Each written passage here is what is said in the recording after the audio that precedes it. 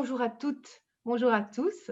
Donc moi, je suis Mélanie André, coordinatrice du relais de Mons de Picardie laïque.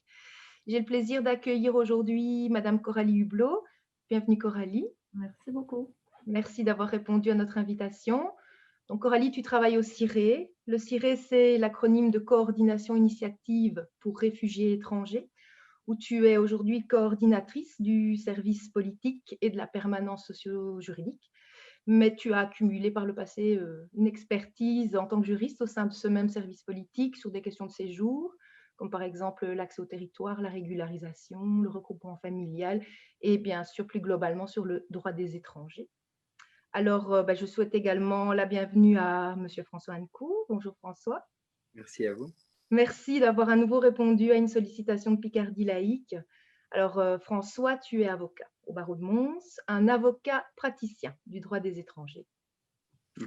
Alors, vous l'aurez compris, nous parlerons aujourd'hui migration, séjour, droit. Donc, en effet, cet entretien s'inscrit dans la campagne 2020 de Picardie laïque, une campagne plus globale qui s'appelle « Résister pour nos libertés ». Ensemble, luttons contre la haine et l'exclusion, et aussi dans celle du Centre d'action laïque Égaux Ensemble. Tout un programme, vous l'aurez compris. Donc, il s'agit aujourd'hui notamment de la liberté de bouger ou pas, la liberté de s'installer ou pas, la liberté de se soigner, par exemple, ou pas, la liberté de voir ses besoins fondamentaux rencontrés ou pas, et particulièrement dans cette période de pandémie, qui a vu chambouler non seulement le quotidien de tout un chacun, mais aussi les structures, dirons-nous, de gestion de la société, donc un défi auquel vraisemblablement nous étions mal préparés. Alors, à Picardie laïque, nous avons depuis plus de 20 ans une expérience d'accompagnement socio-juridique des personnes migrantes, donc il nous semblait tout à fait indispensable d'aborder leur situation, en particulier dans le contexte actuel. Alors, Coralie, je te propose d'ouvrir la discussion. Alors, en avril dernier, vous avez rédigé pour le CIRE un rapport sur l'impact des mesures sanitaires Covid-19 sur les procédures de séjour et les droits des étrangers. Alors, aujourd'hui, quasiment fin novembre, fin 2020, que peux-tu nous en dire en termes de constat, d'analyse? En bref, au printemps dernier, que s'est-il passé pour les personnes migrantes? Alors, avec cette analyse sur les mesures sanitaires prises en mars et l'impact sur les droits des étrangers, on a voulu, à ce moment-là, donc en plein pendant le premier confinement, lister les différentes mesures qui avaient été prises au niveau des différentes administrations et instances qui sont en charge de l'asile et de la migration. Donc, au niveau des administrations communales, au niveau de l'Office des étrangers, du CGRA, du Conseil du contentieux des étrangers, et déjà voir quel était l'impact sur les droits des étrangers. Ce qu'on a pu constater, c'est que on a eu peut-être deux types de mesures, donc des mesures qui ont eu un effet direct sur les droits des étrangers, un effet visible sur l'accès aux droits. On peut penser aux demandeurs de protection internationale qui, suite à la fermeture du centre d'arrivée, se sont vus privés en fait, du droit d'enregistrer leur demande de protection internationale auprès de l'Office des étrangers. Ça, c'était le 17 mars. Et puis, le 3 avril, on a imposé à ces personnes un système d'enregistrement en ligne. Donc, les personnes devaient remplir un formulaire en ligne et puis un rendez-vous était fixé pour qu'elles puissent ensuite se présenter à l'Office des étrangers pour enfin enregistrer leur demande de protection. Donc ça a été un effet très direct sur... ça a entraîné un non-accès direct au droit de déposer, de faire enregistrer une demande de protection internationale et qui a entraîné aussi un non-accès à ce qu'on appelle l'aide matérielle, donc l'accueil dans un centre d'accueil fait d'asile, par exemple, et l'accompagnement dont peuvent bénéficier en temps normal les demandeurs de protection pendant le temps de leur procédure d'asile. Donc ça a été un effet très direct. Et puis, à côté de ça, il y a des mesures qui ont été prises, certains droits qui ont été impactés. alors de manière tout aussi brutale, mais de manière peut-être moins visible. Et ces situations-là, ben, on a pu les rencontrer ben, dans les services, très probablement auprès des avocats aussi, et dans les services, les permanences socio-juridiques en droit des étrangers.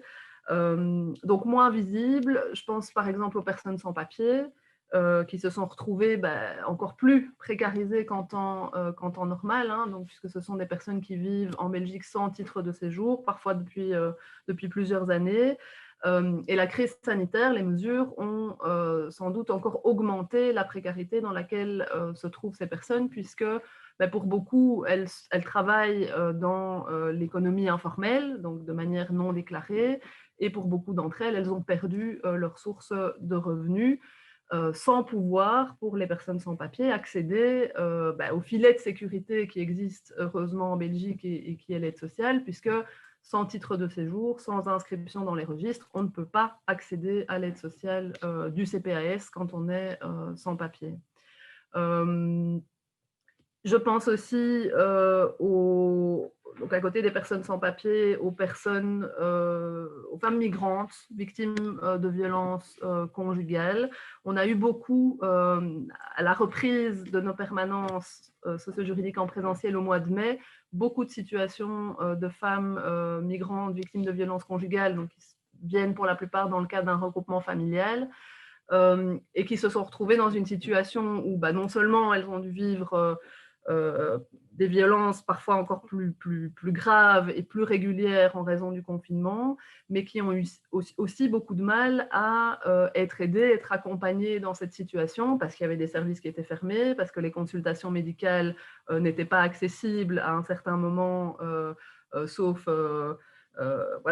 situation d'urgence, et qu'elles n'ont pas pu, dans le cadre de leur démarche de séjour, réunir toute une série d'éléments, toute une série de documents pour pouvoir maintenir leur droit de séjour. Parce que quand on est dans une situation comme celle-là, quand on quitte le domicile conjugal, on est à risque de perdre son titre de séjour quand il n'y a plus de vie commune avec le conjoint violent. Eh bien, on a constaté dans nos permanences une hausse des demandes d'accompagnement dans ces situations-là, où après le confinement, une fois que les personnes ont pu sortir, eh bien, elles ont dû assez rapidement faire des démarches pour pouvoir maintenir leur droit de séjour. Et puis, il y a d'autres situations, évidemment, qui ont été impactées, hein, les personnes impliquées dans le cadre d'un regroupement familial, qui n'ont pas pu être réunies avec les personnes résidant en Belgique parce que les postes diplomatiques ont suspendu leurs activités pendant tout un temps. Et aussi parce que une des conditions au regroupement familial, c'est d'avoir un revenu, enfin que le regroupant, celui qui est ici, ait un revenu stable, régulier et suffisant. Et évidemment, l'impact économique fait que, dans toute une série de situations, les conditions du regroupement familial ne sont plus remplies. On peut citer les étudiants étrangers aussi, qui sont impactés dans les ressources qu'ils ont pu perdre, la perte d'un job étudiant pour un étudiant étranger. Eh bien, ça a un impact aussi financièrement, mais aussi sur son titre de séjour potentiellement qui peut lui être retiré s'il n'a plus de ressources personnelles et s'il fait appel, par exemple, à l'aide sociale. On peut citer les personnes engagées dans des démarches de nationalité aussi, qui ont eu plus de mal à aller passer un test de langue pour prouver leur connaissance de la langue ou participer à un module de citoyenneté, puisque voilà, toute l'activité des opérateurs de citoyenneté a été suspendue pendant tout un temps et encore aujourd'hui. Voilà, ça c'est les principaux exemples des situations qui nous sont rapportées, je dirais. Oui, en effet, merci. Merci Coralie, ça croise tout à fait les constats que dans les services du Relais de Mons de Picardie laïque on a pu faire. Et toi, François, bon, tu défends le droit des personnes migrantes au jour le jour. Donc, est-ce que tu fais les mêmes constats? Est-ce que tes constats croisent ceux repris par Coralie?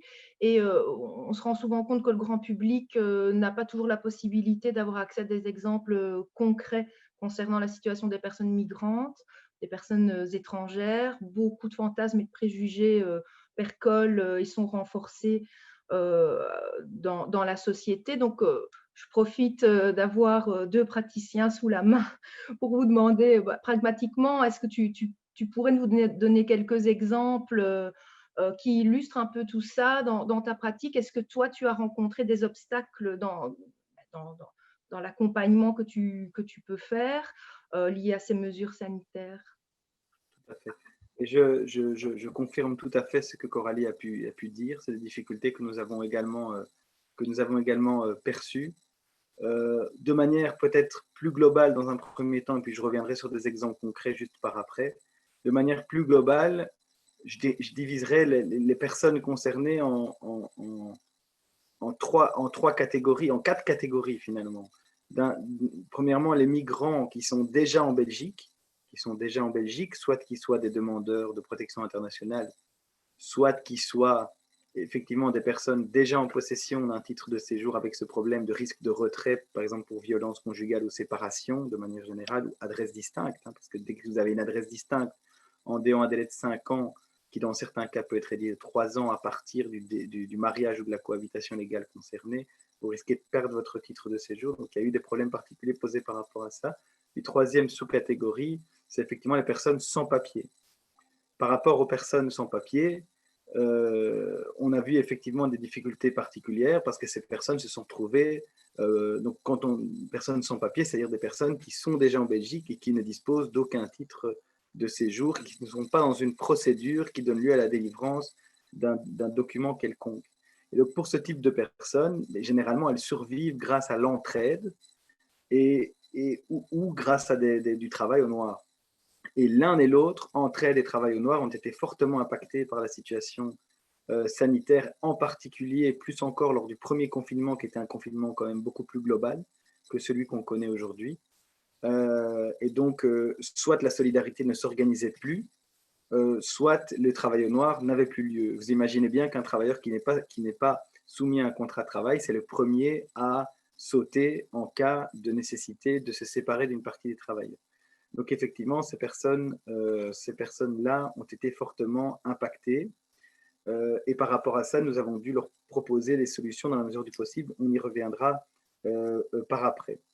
Ensuite, nous avons effectivement rencontré des difficultés pratiques, de renouvellement aussi de titres de séjour ou par exemple de récupération de documents de séjour. Donc vous aviez des personnes dont on avait été informé par l'Office des étrangers qu'une décision avait été prise en matière de régularisation pour raison humanitaire, article 9 bis de la loi, ou pour raison médicale, article 9 ter de la loi. Et ces personnes, vu la situation de confinement, n'étaient pas concrètement convoquées à la commune pour préparer la mise en possession des documents dans le cas où la décision était favorable, ce qu'on pouvait dans certains cas supposer, ou ce qui nous était confirmé par les services communaux qui par téléphone nous disaient « mais je vous informe que la décision est favorable, mais nous avons tel problème, il faut prendre rendez-vous ». Et donc parfois les rendez-vous étaient à plusieurs semaines, et donc ça a posé effectivement un certain nombre de difficultés aux personnes qui dans l'entretemps ne pouvaient pas commencer leurs activités, étaient tout à fait bloquées. Donc ça, c'est en ce qui concerne peut-être les personnes qui sont présentes déjà sur le territoire. Peut-être prendre un exemple justement de personnes qui étaient déjà présentes sur les territoires pour lesquels un confinement a posé une difficulté pratique, qui a amené elle-même d'autres difficultés pratiques, c'est-à-dire il y avait des gens qui étaient mis en possession, par exemple, d'un séjour étudiant, imaginons des doctorants, que cette personne était repartie dans son pays d'origine avant le confinement, sans imaginer un seul moment qu'elle ne pourrait pas revenir ici pour quelques temps plus tard. Et en fait, cette personne s'est retrouvée dans l'impossibilité de récupérer son titre de séjour son titre de séjour d'étudiant qui était venu à expiration dans l'entretemps, et le nouveau titre de séjour lui avait été accordé, mais était en impossibilité de le récupérer. Et il se fait que les ressortissants de pays habituellement non soumis à une obligation de visa, comme par exemple les Brésiliens, qui normalement peuvent venir en Belgique pour une durée de 3 mois sans visa, se sont retrouvés avec l'obligation de devoir obtenir une autorisation pour venir ici. Cette personne n'avait plus cette autorisation, ne l'avait pas en main, et donc il fallait attendre que l'Office étranger donne son autorisation. Pendant ce temps-là, son épouse était coincée ici sans papier, puisqu'elle demande le regroupement familial avec son mari, mais son mari n'étant pas ici, l'Office étranger fait remarquer que le regroupant n'étant pas en Belgique, il n'y a pas lieu à regroupement familial. Donc nous nous retrouvons dans une situation comme celle-là. Donc ça, c'est des difficultés très pratiques. Cette personne vient à peine d'arriver en Belgique. Tenez-vous bien, ce problème a lieu depuis avril dernier. Il vient à peine de revenir en Belgique avec une autorisation spéciale des autorités diplomatiques belges. Et il va récupérer son épouse, qui a une phobie d'ailleurs de l'avion, et il va la ramener au Brésil, où ils vont repasser le reste de leur vie. Cette personne est très remontée par rapport aux autorités belges. Très concrètement, voilà quelqu'un qui a passé de nombreuses années en Belgique, qui était très heureux de ce pays, qui se dit, mais c'est quoi cette autorité qui gère ça de manière très, très surprenante. Donc voilà pour les personnes déjà en lien avec la Belgique. Ensuite, les personnes qui sont encore au pays d'origine, mais se pose le problème de solliciter un titre de séjour. Donc avant, c'était assez simple, vous vous rendiez, c'était assez simple entre guillemets dans la plupart des cas. Vous vous rendiez au poste consulaire belge compétent pour votre pays d'origine, vous formuliez votre demande de séjour et vous attendiez qu'une décision intervienne. Mais tout est rendu extrêmement complexe par la situation sanitaire, qui, je vous rappelle, il s'agit d'une pandémie, donc elle n'a pas lieu qu'en Belgique. Elle a lieu en Arabie Saoudite, au Cameroun ou en Syrie, tout ça a lieu.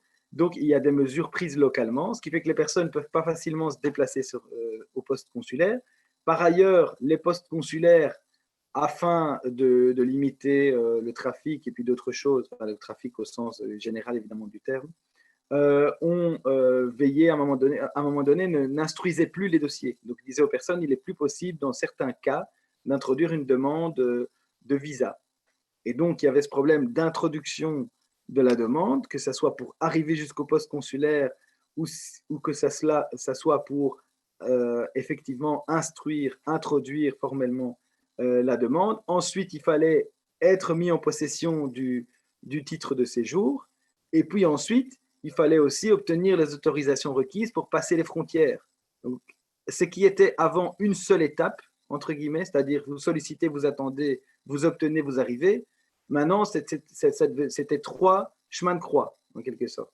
Je peux vous donner un exemple très concret sur ce sujet, qui a été d'ailleurs médiatisé. Il s'agit d'une de mes clientes, qui est une ressortissante camerounaise, qui était atteinte d'un anévrisme cérébral, avec une rupture d'anévrisme qui pouvait se produire à tout moment. Cette personne se trouvait au Cameroun. Cette personne avait sollicité un visa de court séjour pour venir se faire soigner en Belgique. Le chirurgien l'attend. Le chirurgien maintient l'opération malgré la situation Covid-19 parce qu'elle est très urgente, y compris pour la vie de la personne, en particulier pour la vie de la personne. Et l'Office étranger refuse cette demande. Ça, je vous épargne les détails. À un moment donné, l'accepte, cette demande de visa de court séjour sur base d'une intervention du médiateur fédéral, comme quoi il est toujours intéressant de saisir éventuellement cette institution.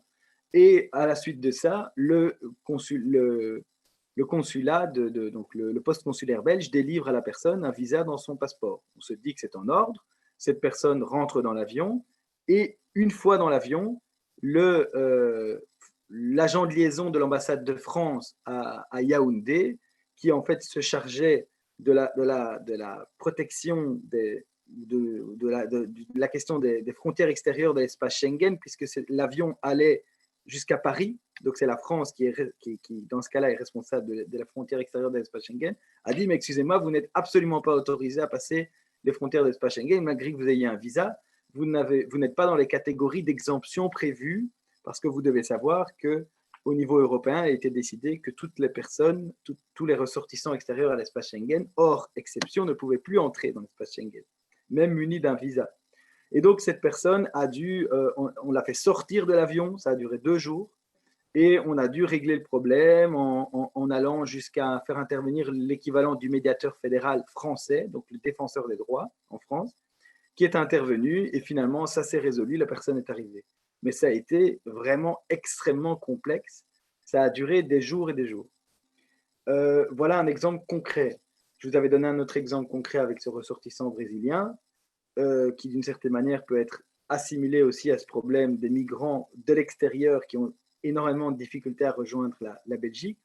Et sinon aussi, là, nous rencontrons une difficulté pratique, par exemple, avec des ressortissants syriens qui résident en Arabie Saoudite et qui ne parviennent pas à introduire, ne fût-ce qu'introduire leur demande de visa humanitaire auprès du poste consulaire belge en Arabie Saoudite, dans la mesure où ces personnes craignent de se déplacer jusqu'au poste consulaire belge, à la fois parce qu'il y a des mesures sanitaires très contraignantes, et deuxièmement parce que ces personnes se trouvent en séjour irrégulier dans ce pays. Et donc, la Belgique, pour l'instant, fait la sourde oreille, n'entend pas envoyer des agents diplomatiques pour recevoir la demande de visa directement là où se trouvent les personnes, ou recevoir la demande par correspondance. D'accord? Comme ça se fait pourtant dans certains cas, comme par exemple pour les ressortissants yéménites, puisque la frontière entre l'Arabie Saoudite et le Yémen est actuellement fermée, enfin, depuis d'ailleurs de nombreux mois. Et donc voilà, là on a une difficulté pratique aussi liée à la situation sanitaire notamment, parce que les personnes ne savent pas se déplacer jusqu'au poste consulaire. Et puis on a vu aussi, enfin, une nouvelle clientèle en quelque sorte. Il s'agit de ce qu'on pourrait appeler les amoureux sans frontières, c'est-à-dire des personnes qui jusqu'ici n'avaient aucun rapport avec les avocats en droit des étrangers. Imaginons un couple belgo-états-unien d'Amérique. Ces personnes, elles prenaient l'avion, elles se voyaient, ainsi de suite. Moi, j'ai jamais entendu parler de ces gens. Et puis, tout d'un coup, ils viennent me voir en me disant, écoutez, on ne parvient plus à se rencontrer. Cet été, on avait réussi à aller en Croatie, qui était un pays où les ressortissants états-uniens pouvaient encore arriver.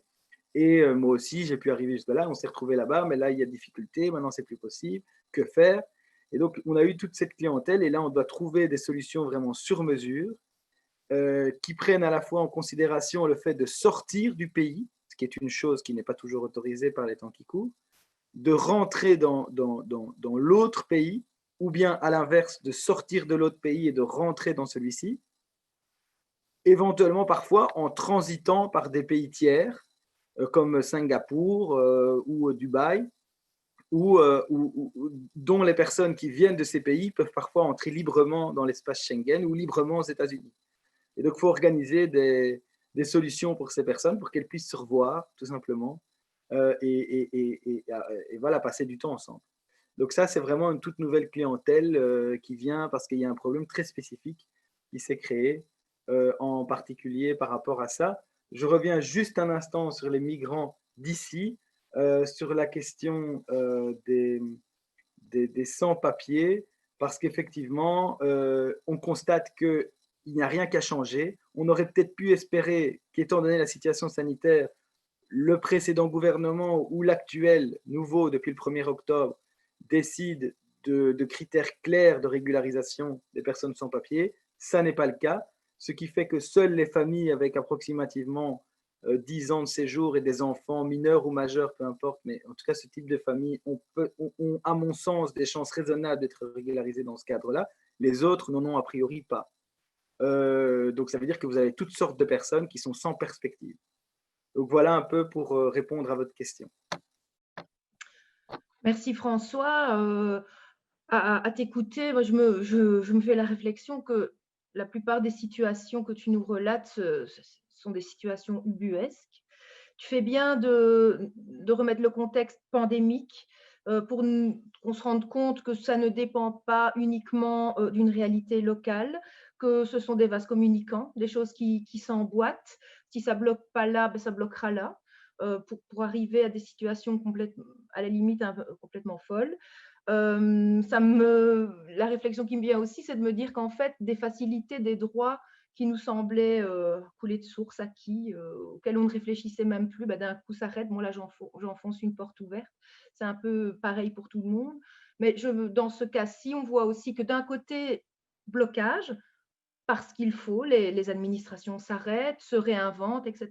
Et d'un autre côté, à t'entendre, j'ai l'impression, accumulation de procédures. Tu disais là où une démarche suffisait, aujourd'hui, il en faut 3. Donc là, j'ai l'impression qu'on est un petit peu dans une situation qui ne sait plus trop où elle va, mais là, on parle de personnes, on parle malgré tout d'êtres humains, et j'ai envie de vous poser la question à tous les deux, à travers les exemples que vous citez. Bon, travailleuse de la laïcité, moi, ce sont les libertés fondamentales, les besoins fondamentaux que je questionne, et donc je vous pose une question peut-être naïve après avoir entendu ce que vous nous relatez, mais est-ce que vous pouvez dire aujourd'hui que les droits fondamentaux, les besoins fondamentaux des personnes migrantes, des personnes étrangères n'ont pas été respectés, voire même ont été bafoués? Et quels sont les plus criants selon vous? Coralie, je te laisse d'abord répondre peut-être. Je tenais quand même à dire quand même que, alors oui, dans la période de crise actuelle, on peut clairement dire que certains droits fondamentaux des étrangers ont été bafoués, mais je voulais quand même dire aussi que en temps normal, hors situation de pandémie, on est quand même régulièrement aussi confronté à des violations des droits fondamentaux des étrangers.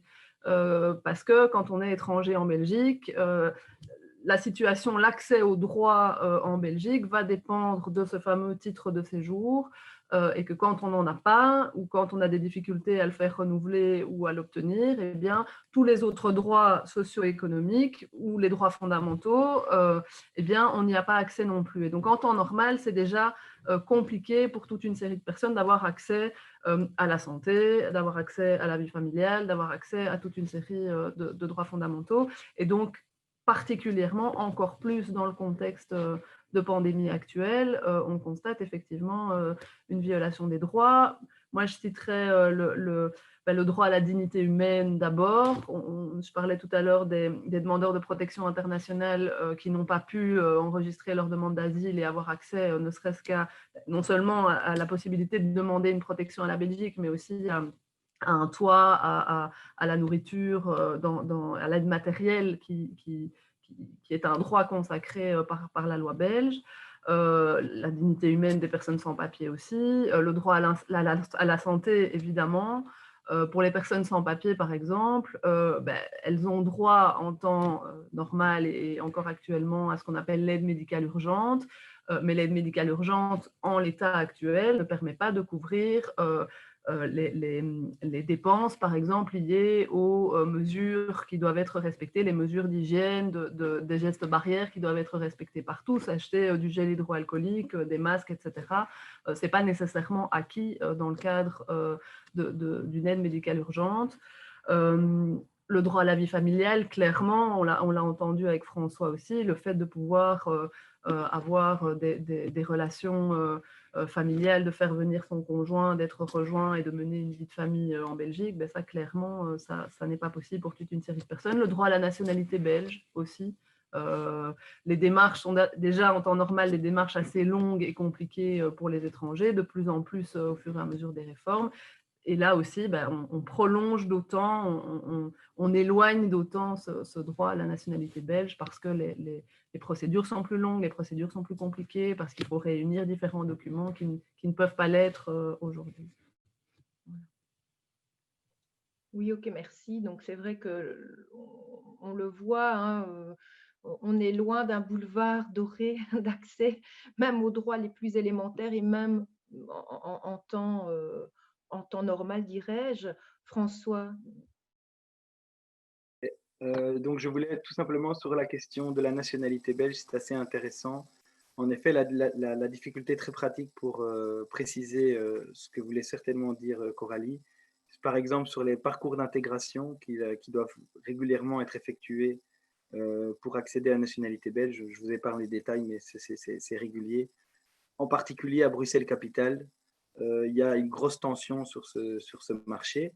Et évidemment, ces cours n'ont plus lieu ou n'ont pas lieu de la même manière et ainsi de suite. Il y avait déjà, je pense, une tension importante, en particulier à Bruxelles. C'est moins le cas en Wallonie, par exemple. Mais évidemment, ça a empiré largement la situation. Donc, ça veut dire qu'il y a des personnes qui ne sont pas en mesure de solliciter la nationalité belge à cause de cela, ce qui peut d'ailleurs avoir une influence sur des aspects migratoires, même si on n'insistera pas sur ce point. Voilà, alors de manière générale, moi ce que je voulais surtout dire, c'est que je pense que ce qu'il y avait besoin dans cette situation de confinement, peut-être ça aurait pu être une mission confiée par le gouvernement à une institution comme Myria par exemple. Ça aurait été de faire une sorte de monitoring de l'ensemble des pratiques administratives en place pour vérifier qu'il n'y avait pas des pratiques qui, de manière tout à fait concrète et parfois non souhaitée, involontaire, je peux en convenir, en fait, venait à restreindre les droits fondamentaux. En fait, c'était souvent ça. C'est-à-dire que c'était pas nécessairement des grandes décisions qui allaient à l'encontre des droits fondamentaux. C'était peut-être le cas en matière d'asile et d'accueil. Ça, je peux l'entendre, évidemment. Mais il y a d'autres aspects, je pense que j'ai évoqué pas mal d'exemples tout à l'heure, où vous constatez bien que c'est des process, ce sont des procédures qui, de manière tout à fait concrète, empêchaient en quelque sorte l'exercice des droits fondamentaux et faisaient perdre du temps en fait à l'ensemble d'ailleurs des acteurs, que ce soit les acteurs étatiques, les avocats, les personnes, et ce, contre toute logique bien souvent.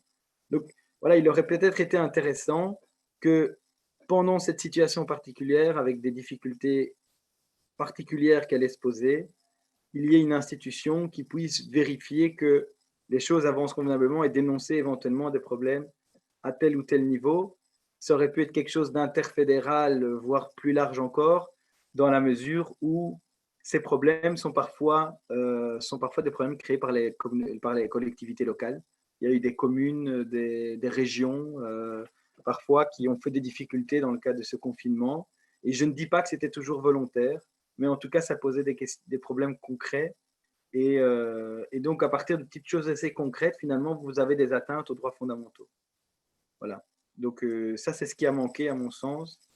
Et je ne dis pas que c'est le cas dans ce deuxième confinement, mais ce deuxième confinement est quand même moins important que le premier, ce qui impacte quand même moins la situation d'un point de vue concret, justement.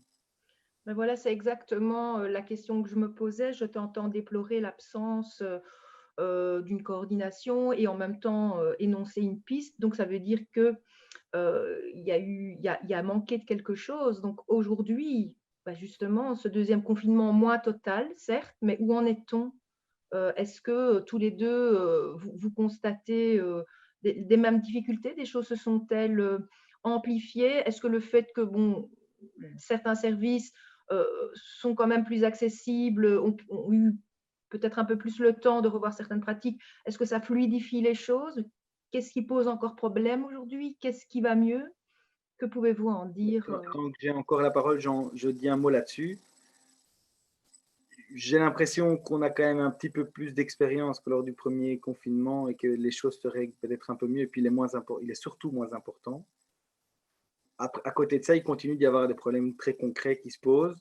Je laisserai la parole à Coralie, qui a probablement plus d'expérience que moi sur la supervision éventuellement du nouveau système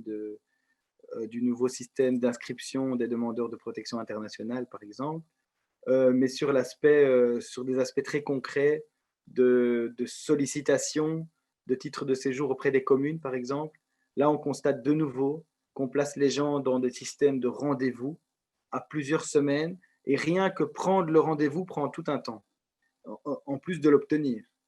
Et donc, pendant ce temps-là, votre procédure n'est pas en cours de route, n'est pas en route. J'ai par exemple des clients qui pourraient se prévaloir de regroupement familial avec leur enfant européen. Ben, ça fait 3 semaines qu'ils essaient d'obtenir un rendez-vous auprès de la ville de la Louvière. Voilà, donc à un moment donné, nous devons intervenir pour faire cesser on peut entendre qu'il y a des difficultés particulières, mais ça doit rester proportionné à la situation. Quand ça devient disproportionné, on intervient et on rentre éventuellement dedans, si vous me permettez l'expression, parce que ça ne peut pas impacter de manière disproportionnée les personnes. Voilà. Coralie, je vous rends la parole. Est-ce que, bon, ben, vous, à votre niveau, peut-être un peu plus méta, qu'est-ce que vous pouvez en dire aujourd'hui au CIRE? Ben, donc, pour revenir sur certains exemples, il y a effectivement des mesures qui ont été… Alors, on n'est pas dans effectivement le même confinement que celui de mars-avril. Il y a des services effectivement qui ont appris un petit peu mieux à fonctionner dans ce contexte-là. Je partage sur les difficultés toujours au niveau des administrations communales où du coup, effectivement, les procédures sont parfois encore plus longues dans la prise de rendez-vous, dans la transmission des dossiers à l'Office des étrangers, dans les documents qui doivent être transmis à l'Office des étrangers. Donc, les délais qui étaient déjà importants en temps normal sont doublés, voire triplés dans certaines situations. Au niveau de la procédure de protection internationale, heureusement, l'État belge en fait, l'État belge a été contraint de reprendre un enregistrement des demandes de protection internationale sur place à l'Office des étrangers suite à un recours en justice. Donc aujourd'hui, les personnes peuvent de nouveau se présenter au centre d'arrivée pour enregistrer leur demande de protection et puis avoir accès à l'aide matérielle. Il y a quand même toute une série de difficultés qui se posent, hein, quand même. Je pense aux personnes qui ont introduit plusieurs demandes de protection internationale et qui parfois n'ont du coup plus accès à ce qu'on appelle l'aide matérielle. Dans la situation actuelle, je rencontrais encore hier au Ciré une famille d'origine albanaise qui s'est présentée chez nous, qui en est à sa 4e demande de protection internationale et qui ne reçoit même pas un refus d'accueil et à qui fait d'asile dit simplement allez au Ciré, ils trouveront bien une solution. Et où cette famille se retrouve à la rue sans de toute façon de possibilité même de rentrer à l'heure actuelle dans son pays d'origine. Donc on est dans des situations comme ça aussi. Donc certaines mesures qui ont été assouplies quand même, mais voilà, ce qu'on craint et ce qu'on rencontre de plus en plus dans nos permanences pour le moment, c'est plutôt les effets du premier confinement, les titres de séjour qui peinent à être renouvelés ou qui ne sont pas renouvelés parce que les personnes ont fait appel à l'aide sociale ou ne peuvent pas prouver les efforts d'intégration qui leur sont demandés dans le cadre du renouvellement de leur séjour. Je pense qu'il y a bon, ça c'est peut-être pour les solutions ou les recommandations à formuler à l'Office des étrangers notamment, c'est une certaine souplesse dans l'appréciation des situations individuelles des personnes. Voilà, il faut rappeler que les personnes étrangères doivent remplir toute une série de conditions en temps normal pour pouvoir renouveler leur titre de séjour, de ne pas émarger à l'aide sociale, de fournir des efforts d'intégration, de continuer à vivre en famille, etc. Ça, c'est, voilà, en temps normal, ça fonctionne comme ça. Et vu la situation économique et l'impact économique, je pense qu'il faut qu'une certaine souplesse soit appliquée par rapport à ça. Le droit à l'aide sociale, il existe pour toute personne qui se trouve dans une situation difficile, mais quand on est étranger, eh bien, l'accès à cette aide sociale peut impacter le droit de séjour et peut faire en sorte que le droit de séjour soit retiré ou ne soit pas renouvelé. Et donc, c'est plus difficile quand on est étranger de se tourner vers l'aide sociale parce qu'il y a un risque supplémentaire et donc il faut clairement qu'il y ait une certaine souplesse qui soit appliquée par l'Office des étrangers ou qu'il y ait une période qui soit gelée en quelque sorte au niveau des retraits de séjour pour recours à l'aide sociale. Ok, on voit bien à vous entendre tous les deux que la situation, on le sait déjà, loin d'être idyllique en temps normal, est rendue plus compliquée maintenant. Mais pendant ce temps-là, on a des gens qui sont toujours concernés par des difficultés d'ordre divers, étudiants, personnes sans papier, nouveaux amoureux, comme vous le dites, etc. Mais alors pendant ce temps-là, ces gens sont là, ces gens vivent toujours. Donc, qu'est-ce qu'on peut leur proposer en termes de conseils, en termes de solutions concrètes? Y a-t-il des procédures particulières à activer pour permettre un déblocage, même partiel, de la situation? Donc là, c'est très pragmatique. Qu'est-ce qu'on peut faire, quoi? Je proposerais peut-être de laisser Coralie d'abord intervenir, parce que peut-être que mon intervention sera plus complémentaire dans ce cadre-là. La parole à Coralie. Déjà, je pense qu'il y a vraiment je parlais de l'Office des étrangers au niveau des recommandations qu'on peut formuler, mais je pense que, alors, il y a certaines mesures qui ont été prises au niveau politique. Il y a des task force au niveau fédéral et au niveau régional qui se sont mises en place pour discuter justement de l'impact des mesures sur les publics vulnérables en général, dont peuvent faire partie certains publics étrangers. Je pense qu'il faut effectivement tenir compte des recommandations qui sont formulées par les acteurs de terrain, parce que François l'a bien dit aussi, les effets et l'impact des mesures eh bien, on s'en rend compte sur le terrain et au fur et à mesure, on voit qu'il y a d'autres effets, d'autres difficultés qui apparaissent. Et donc, je pense qu'il faut vraiment tenir compte des recommandations qui peuvent être formulées dans ce type de plateforme au niveau de l'accès à l'aide médicale urgente, au niveau de l'accès aux colis alimentaires, au niveau du renouvellement de séjour, etc. Jusqu'à maintenant, c'est surtout des mesures d'urgence qui ont été prises par le politique en réaction, même si certaines mesures sont positives, mais donc vraiment dans l'urgence. Je pense qu'il faut vraiment une politique une stratégie plus structurelle pour tenir compte des besoins des publics plus précaires. Et je crois aussi, alors on va sur un autre sujet, mais c'est aussi une période, François parlait du fait que le pouvoir politique n'a pas pris, et dans l'accord de gouvernement actuel non plus, de mesures, de critères clairs pour régulariser la situation des sans-papiers. Ça aurait clairement pu être la situation exceptionnelle qui aurait justifié la régularisation et l'élaboration de critères de certaines personnes sans papier. On voit, alors on est très régulièrement contacté au niveau du CIRE par des personnes, alors différentes catégories de personnes, mais aussi des personnes sans papier qui ont été parfois formées en Belgique et notamment dans les métiers de la santé, qui pourraient tout à fait venir appuyer les équipes de soignants qui sont en difficulté aujourd'hui. Et à qui on dit, ben non, vous n'avez pas de titre de séjour, vous êtes sans papier, vous ne pouvez pas travailler. Et donc, c'est dommage évidemment pour les personnes, c'est dramatique pour les personnes, et c'est manquer une opportunité aussi, et d'aider les équipes de soignants, et d'avoir aussi un retour sur investissement, parce que beaucoup de ces personnes ont été formées en Belgique, dans nos écoles, dans nos universités, et sont prêts à mettre leurs services à disposition de la Belgique.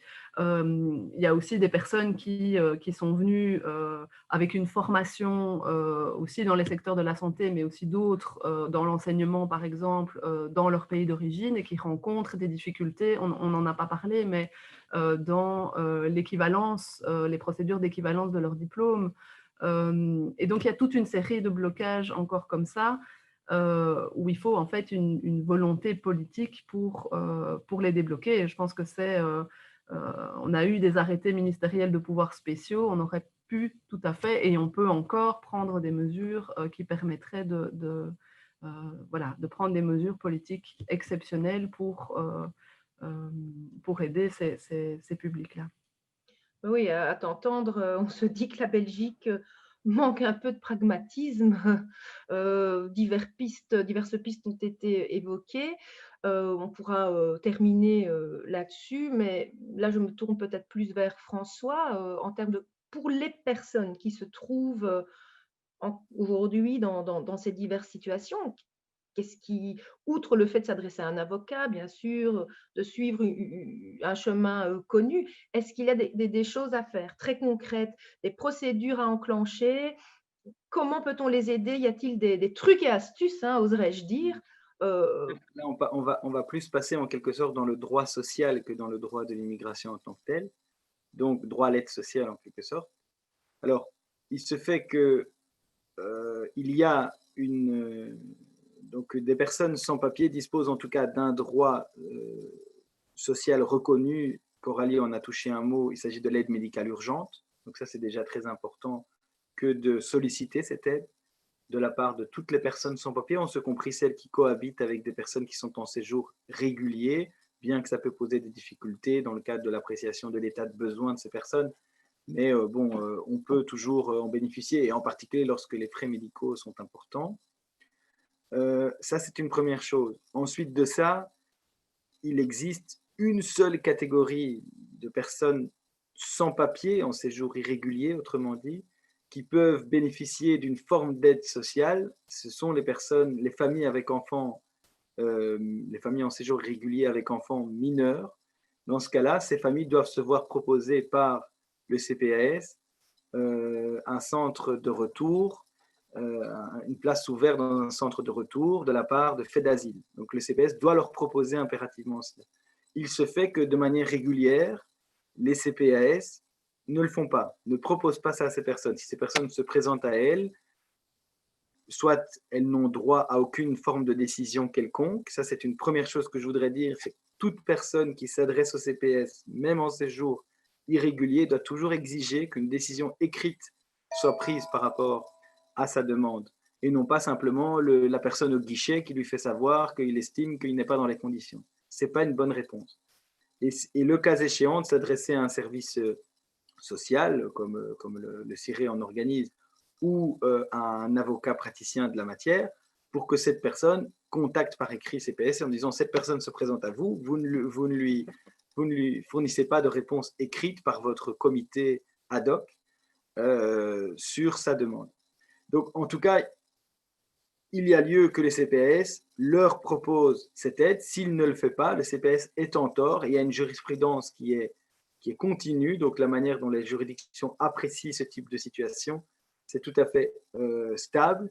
Et ça vient à dire que lorsque la proposition d'un centre de retour n'est pas faite par le CPS est en tort et le CPS doit accorder l'équivalent du revenu d'intégration sociale. Et donc, il arrive régulièrement que des familles en séjour irrégulier avec enfants mineurs se voient attribuer l'équivalent du revenu d'intégration sociale parce que le CPS ne leur a pas proposé cette aide. Voilà. Ça, c'est une première chose. Ensuite, il y a la question qui pourrait être soulevée des personnes qui peuvent établir, qu'elles soient des familles avec enfants mineurs ou pas, mais qu'ils sont dans une impossibilité de retour. Que même si elles le voudraient, elles ne pourraient pas retourner dans leur pays d'origine. C'est en l'espèce et en particulier le cas des Algériens. L'Algérie est certainement pour moi dans les pays bien représentés en Belgique du moins. Je n'ai peut-être pas fait le tour de l'ensemble des pays membres de l'Union, de l'Organisation des Nations Unies, mais l'Algérie est un pays qui est assez bien représenté en Belgique et ce pays a complètement fermé ses frontières, y compris à ses propres ressortissants. Donc, c'est-à-dire que les Algériens qui sont en dehors de l'Algérie sont bloqués. Sauf s'il y a des avions très spéciaux organisés par les autorités algériennes. Je crois que c'est arrivé quelques fois, mais c'est vraiment très rare. Donc, d'une certaine manière, ces personnes, sur base de l'impossibilité de retour, pourraient obtenir l'équivalent du revenu d'intégration sociale.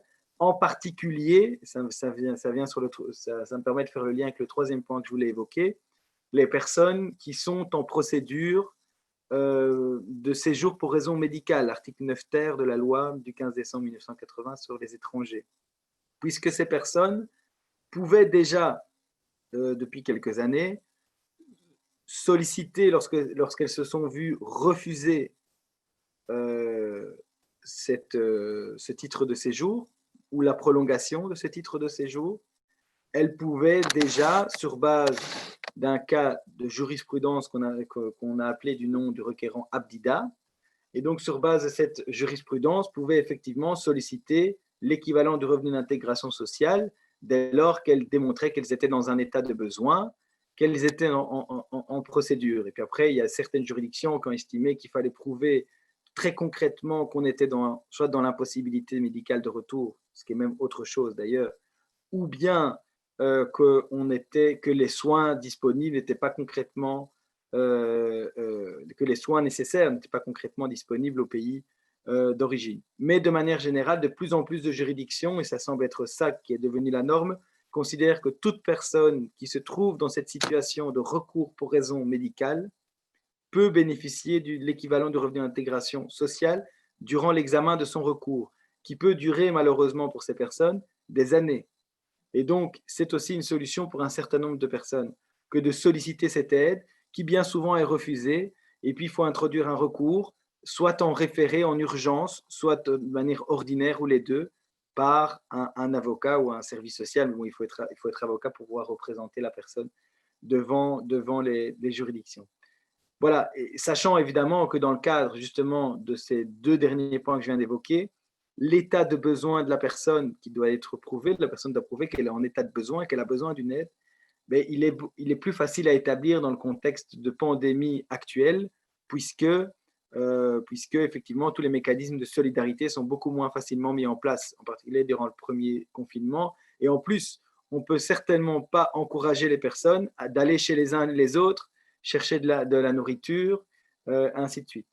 Et ensuite, dernière chose, dernier élément que j'avais un peu oublié, mais qui est très important, sur l'hébergement des demandeurs d'asile, Coralie en a touché un mot tout à l'heure, sur l'hébergement des demandeurs d'asile, là aussi, il y a eu des décisions judiciaires plus favorables qu'à l'accoutumée qui ont été rendues sur le fait de considérer que, étant donné la situation de confinement, l'état de besoin et l'urgence aussi sont mieux prouvés, en fait, sont prouvés en tant que tels. Parce qu'évidemment, il est tout à fait malvenu de la même manière que je viens de le dire, qu'il n'est pas à encourager d'aller chez les uns et chez les autres pour s'entraider. Il n'est certainement pas non plus à encourager d'aller dormir chez les uns et chez les autres. Donc, de cette manière, les tribunaux du travail ont été plus souples que d'habitude dans plusieurs décisions pour considérer que des demandeurs d'asile qui normalement devaient encore attendre avant d'être accueillis dans le cadre fait d'asile qu'on a évoqué tout à l'heure, pouvaient l'être à un stade plus avancé, étant donné cette situation de confinement. Voilà, je reste à votre disposition s'il y a encore d'autres questions. Merci beaucoup. Ben, moi, je rajouterais donc, à vous entendre tous les deux, ben, on le sait, hein, c'est compliqué de s'y retrouver. Pour une personne lambda, a fortiori si on n'a pas les codes du français, etc., très compliqué de voir ce que l'on peut faire. Le contexte que nous ne rappelons plus en rajoute une couche, si je puis le dire. Moi, je voudrais rappeler que la plupart des services, le tissu associatif est assez dense et se renouvelle. La forme de cet entretien le prouve aussi. Il faut ne pas hésiter à pousser les portes, fussent-elles virtuelles, passer des coups de fil. Par exemple, mais nous ne sommes pas les seuls à Picardie Laïque, nous avons un service d'accompagnement socio-juridique. C'est important de pouvoir se faire accompagner pour s'y retrouver, pour qu'on vous puisse expliquer aux personnes toutes les possibilités. C'est quelque part un travail d'équipe qui se met là en place. Bon, pas évident du tout. Alors, comme je vous le disais en introduction de cet échange, ces entretiens sont aussi repris au sein de la campagne Égaux ensemble du Centre d'action laïque. Et j'aime à croire que ces capsules qui vont être diffusées le plus largement sur tous les canaux de notre mouvement puissent être aussi une fenêtre, une possibilité. Vous parliez de recommandations. Donc, si quelques pistes ont déjà été évoquées, synergie, task force, être un peu plus à l'écoute peut-être de celles qui se font déjà, hein, comme recommandation, je pense au CIRE notamment. Donc, j'aimerais vous donner, pour clore ce moment, la parole, le mot final pour nous dire quel serait vraiment, si, je ne sais pas, le gouvernement regarde cet entretien, qu'avez-vous à dire à nos décideurs en termes de recommandations? Vous qui êtes, comme vous le disiez tout à l'heure, sur le terrain, il ne s'agit pas d'une prise de décision d'ordre idéologique, mais de constat basé sur la réalité de tous les jours. Qu'est-ce que vous pourriez, en quelques mots, si c'est possible en tout cas, adresser comme recommandation à la Belgique?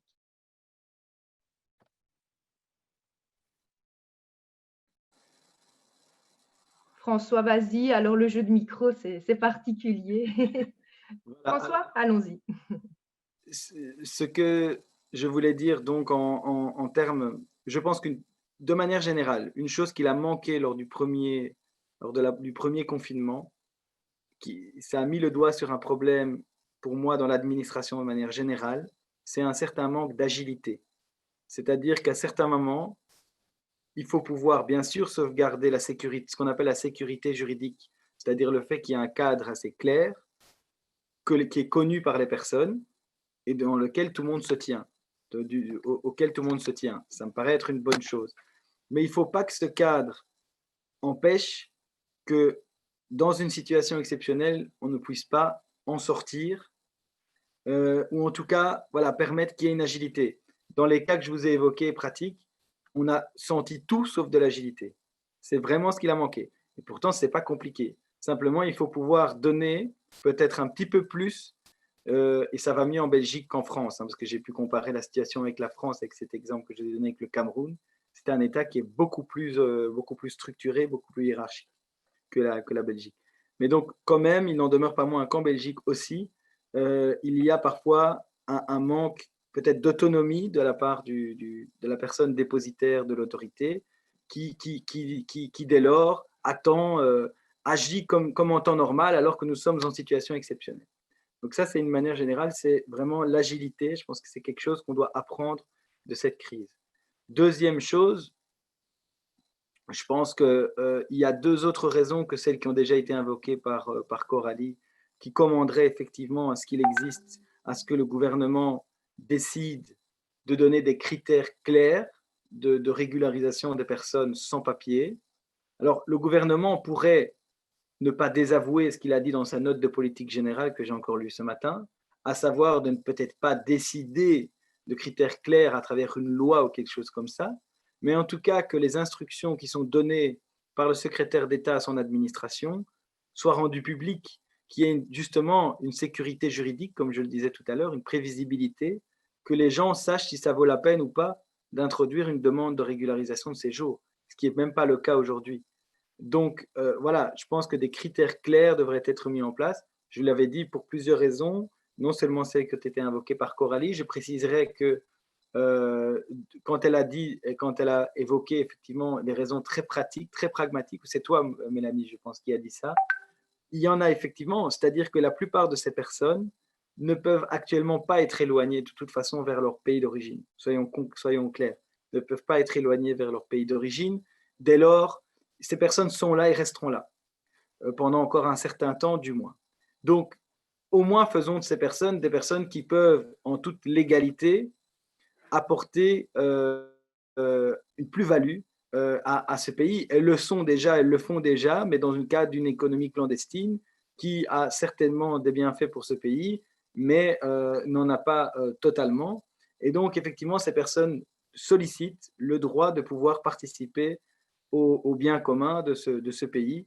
Et je pense qu'il faut répondre à cela. Et alors, deuxièmement, justement, raison strictement économique, je vous rappelle que la Banque nationale a, a, a publié une étude dernièrement qui a confirmé tout l'intérêt économique d'un pays comme la Belgique aux migrations de manière générale.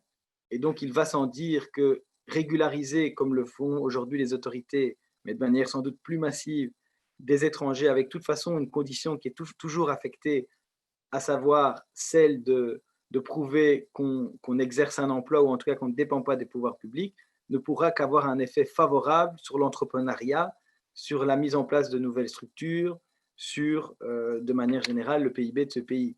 Donc, je pense qu'il y a toutes des bonnes raisons pour que le secrétaire d'État, même en interne en quelque sorte, puisse prendre des dispositions claires et publiques à ce sujet-là.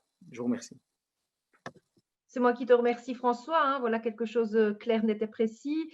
Coralie, le CIRE est habitué, est habilité à établir tout un tas de recommandations. Donc, si tu devais en citer quelques-unes ou vraiment mettre le focus, quelle serait, selon toi, vraiment l'indispensable aujourd'hui?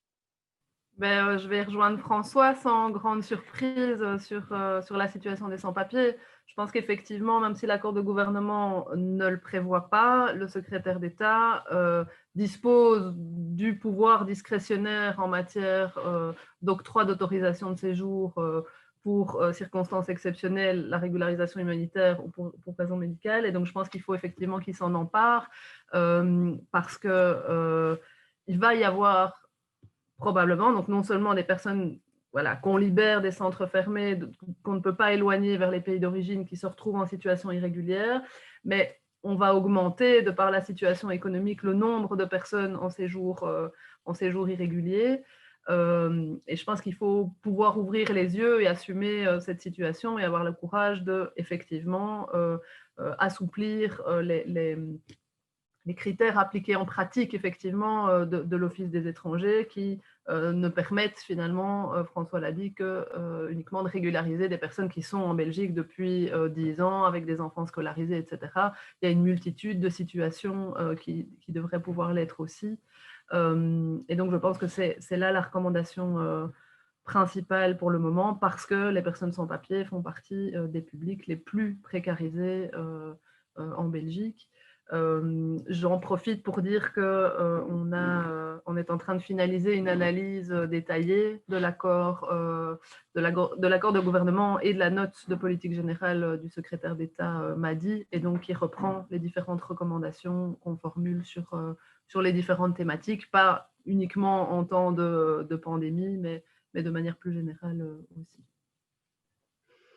Eh bien voilà, hein, dont acte, il n'y a plus qu'à, si je puis dire. En tout cas, moi, je vous remercie vraiment de bien avoir voulu nous accorder un peu de votre temps pour partager vos expertises, vos analyses avec nous et ceux qui nous suivent. Donc, j'ai été très heureuse de vous donner la parole à propos de ces personnes vulnérables, certaines parmi elles que j'appelle les plus vulnérables parmi les plus vulnérables, dont on a parfois la sensation qu'on en oublie leur humanité. Alors, on le voit, les valeurs de liberté, d'égalité, mais aussi de solidarité sont plus que jamais au cœur de nos préoccupations aujourd'hui.